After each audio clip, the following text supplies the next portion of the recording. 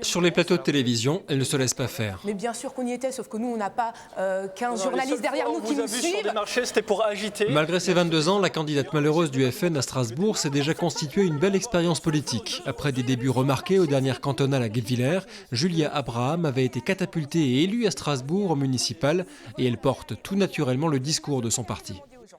Aujourd'hui, le Front National est en progression constante, notamment dans ce canton. Même si nous ne sommes pas au second tour, nous sommes en progression constante. Nous maintenons notre dynamique impulsée lors des municipales avec la liste de Jean-Luc Schaffhauser.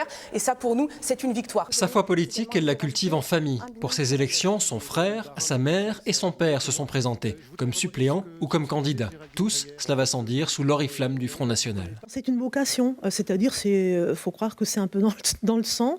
Ce sont surtout, je pense, des valeurs que j'ai transmises à mes enfants. En toute liberté, hein, je veux dire, quand on les connaît d'ailleurs, on sait qu'on n'impose rien à personne chez nous, mais c'est assez formidable, je dois dire, j'en suis assez fière finalement, parce que j'ai fait des enfants qui sont bien dans leur peau, et chacun de nous a la liberté, dans le couple, dans la famille, de faire ce qu'il veut. Il se trouve qu'on se retrouve sur ce même plan. C'est d'ailleurs la mère, Karine Zoller-Abraham, et son binôme qui réalisent la meilleure performance de la famille avec une première place hier soir dans le canton de Guebwiller.